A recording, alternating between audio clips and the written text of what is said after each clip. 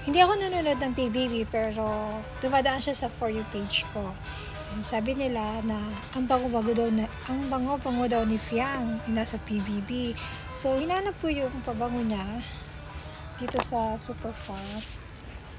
So, ito yung nakita ko. Pakita ko sa inyo.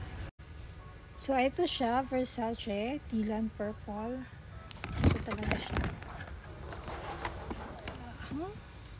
Yan. So, naka-sale siya. Dati siya 289, ngayon 200 na lang. Tapos yung malaki niya is from 399 naging 300 na lang. So, ngayon mag-test tayo. Ito ay tester. Check natin kung mabango nga siya. Kung worth it ba yung presyo na pagkamahal-mahal sa isang pabangong ganito. So, this is 50 ml siya.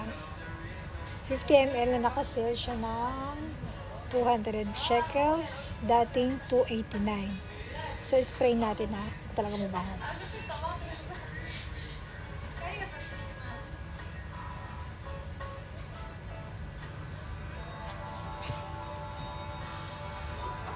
Ang scent niya is hindi ko mawari. Mabango nga siya, pero hindi to yung type na pabango ko. Pero ang bango nga niya, in fairness. So, i-test natin sa ating skin. Dalawa lang. Kung totoo ba siyang maglalas. Kung ano oras na ngayon? 3:37 na ng hapon. So, check natin kung hanggang gabi, andito pa rin yung kanyang amoy. So, yun lang guys.